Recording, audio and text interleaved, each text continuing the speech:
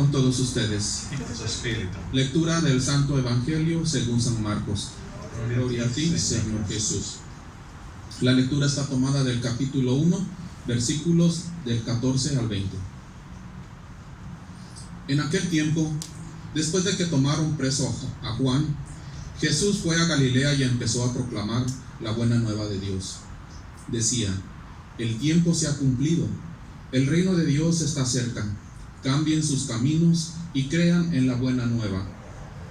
Mientras Jesús pasaba por la orilla del mar de Galilea, vio a Simón y a su hermano Andrés que echaban las redes en el mar, pues eran pescadores. Jesús les dijo: síganme y yo los haré pescadores de hombres. Y de inmediato dejaron sus redes y le siguieron. Un poco más allá, Jesús vio a Santiago, hijo de Zebedeo, con su hermano Juan, que estaban en su barca arreglando las redes. Jesús también los llamó, y ellos, dejando a su padre Zebedeo en la barca con los ayudantes, lo siguieron. Hermanos, esta es palabra del Señor. Gloria a ti, Señor Jesús. Pueden tomar asiento.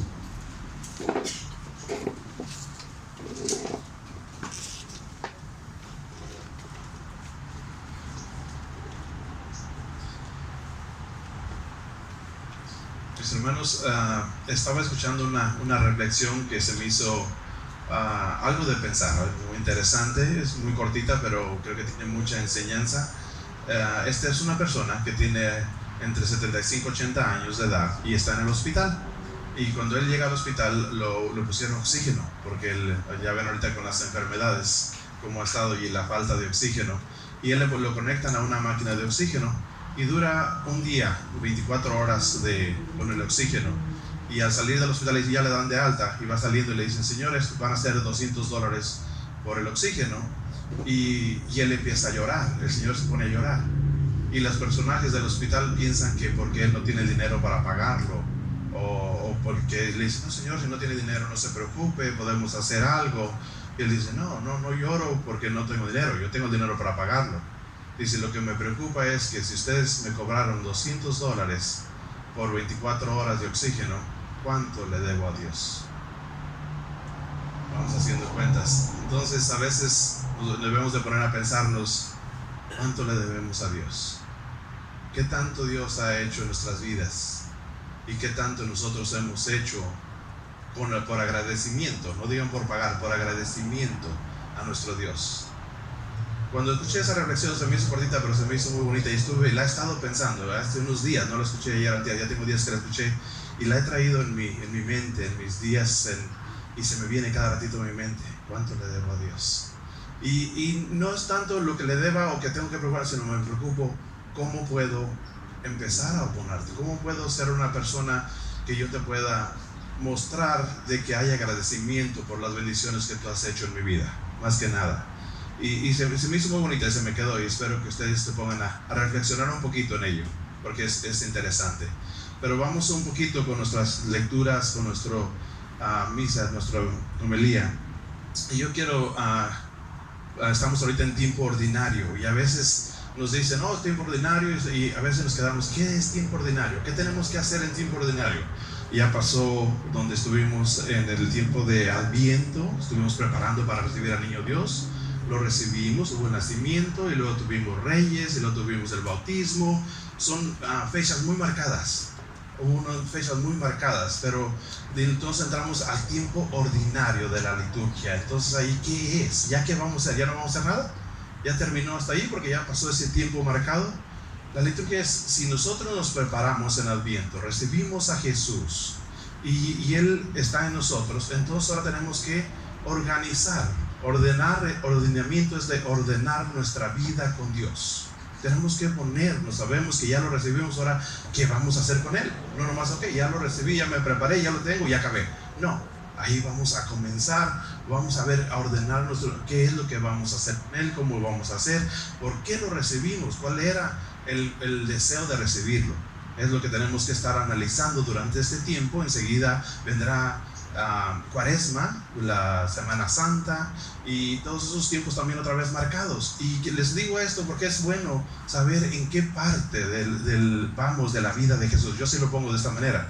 estuvimos preparándonos, lo recibimos, nace, se bautiza y luego ahora ¿qué? Él empieza a hacer la obra. Nosotros también es tiempo de hacer la obra. Comienza el año y si ustedes ven, más o menos va comenzando el año y vamos comenzando con eso. Vamos a comenzar a hacer la obra de Dios. ¿Cuál es lo que nosotros vamos a hacer? ¿Cuál es nuestra obra? Y aquí en estas lecturas del día de hoy son unas bellas lecturas que las hemos escuchado yo creo bastantes veces y son muy bonitas. Y me llama mucho la atención de la lectura de Jonás. ¿Por qué?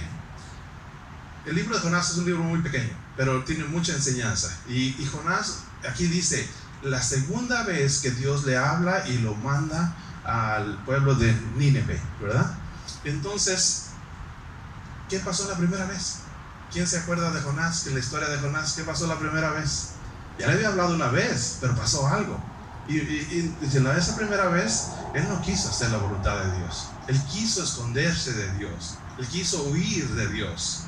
Y yo a veces me pregunto, ¿cuántos de nosotros habremos intentado huir de Dios? ¿Cuántas veces nos habrá hablado Dios? ¿Será la primera que me ha hablado? ¿Será la segunda? ¿O ya vamos como en la 1000? Yo no sé, cada quien. Pero para mí fueron muchas veces. Y no, desafortunadamente no sé cuántas, pero fueron muchísimas veces. Y sigue, pero él sigue hablándome, no cree que ya terminó, sigue hablándome todavía. Porque a veces uno se le olvida. Y Jonás trató de huir y ya sabemos la historia, que terminó en el estómago de un pez o de una ballena.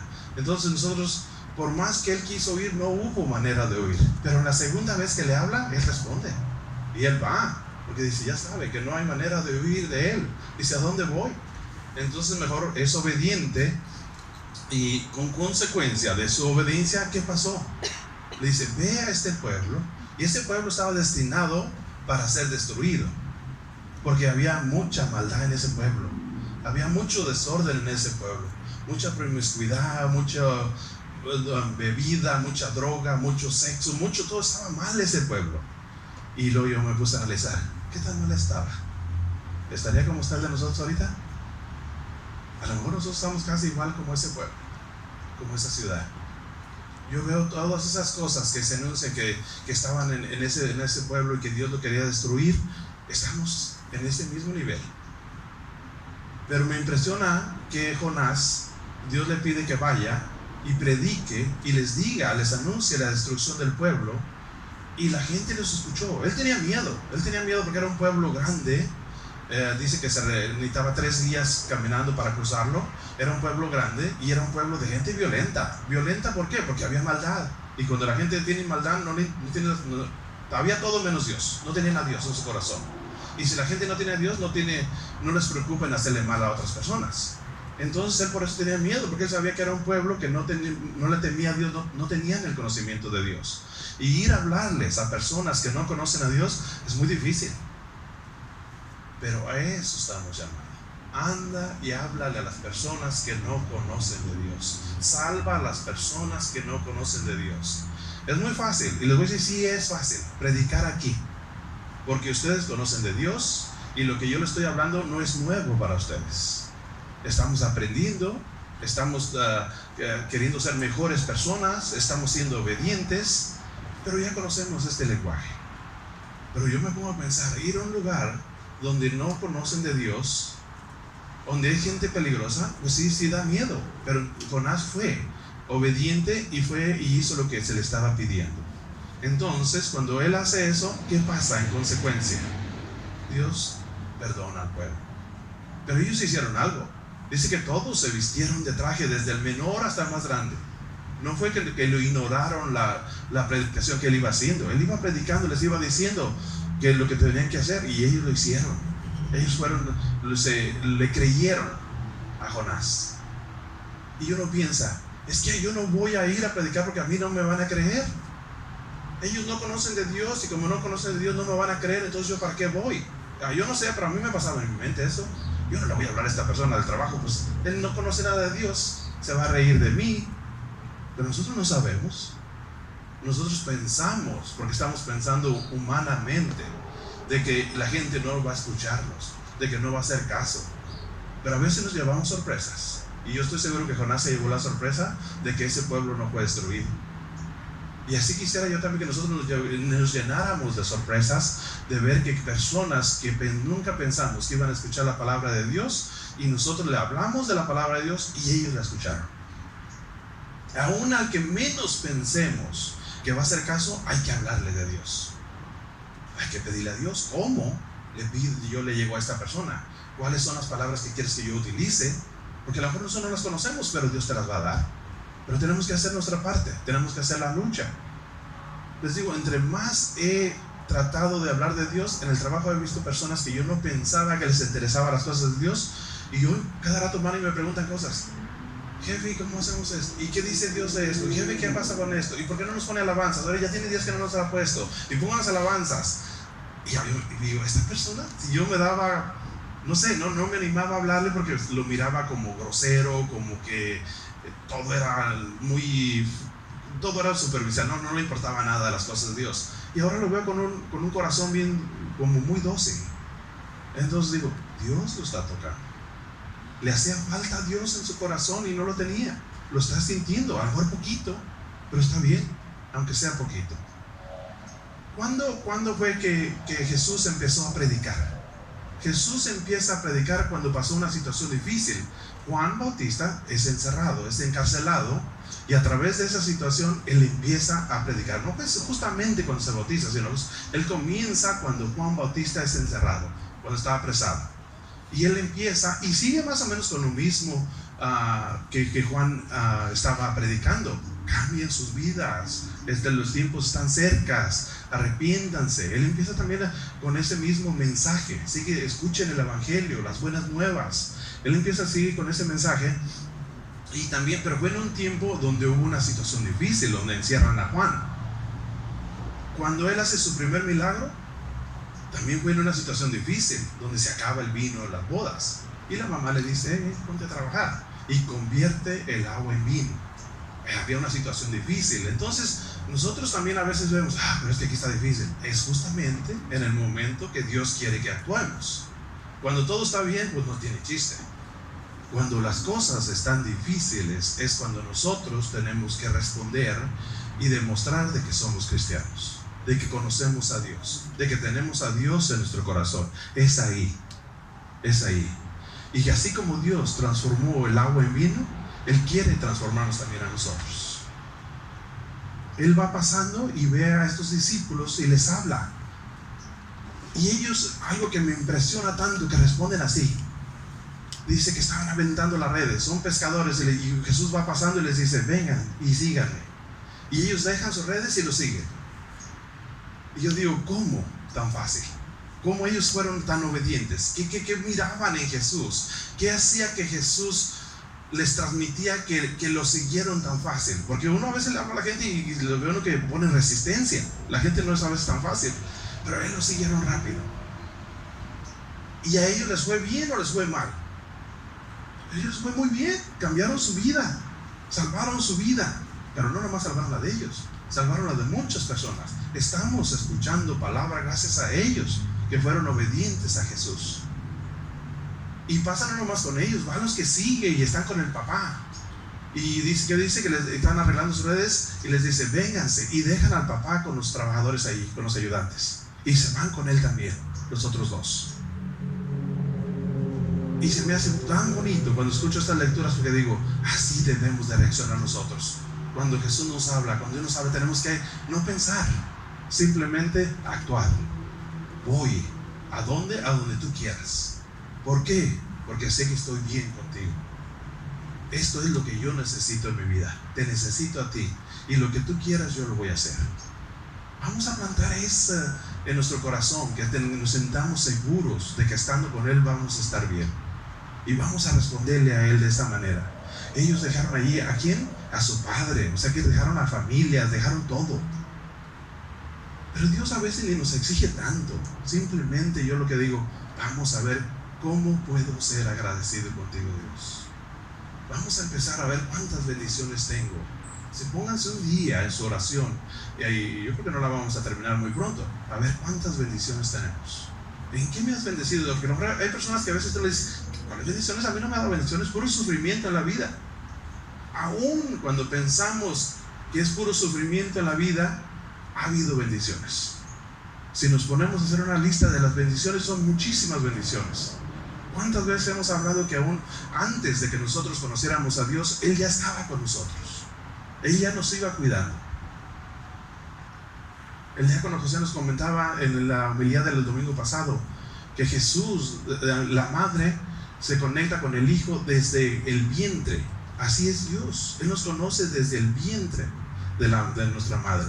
Él nos va guiando desde ese momento. Él nos va teniendo todo el tiempo. Nosotros nos hemos alejado. Nosotros quizá no lo conocimos temprano. Hemos estado analizando cuáles son los beneficios de conocer a Dios a temprana edad. Muchísimos. Son muchísimos beneficios. Pero eso no quiere decir que Dios no quiere que nosotros nos transformemos a una edad mayor. No importa. Si nosotros ya no tuvimos la oportunidad, por la razón que sea, hoy es nuestra oportunidad. Hoy es el día. Hoy Jesús está aquí. Hoy le está pasando y nos está invitando. Vente, sígueme. Ve, predica como Jonás. Aprende de la primera vez que se le habló a Jonás y que no pudo llegar a ningún lado porque Jesús era desobediente. No podemos escapar de la realidad de Dios. Dios nos tiene en control, y cuando Él nos pide, dijo una vez un predicador, más vale que lo hagamos por las buenas, porque si no, de todo modo va a terminar haciendo lo que Dios quiere y a veces te va a costar algo.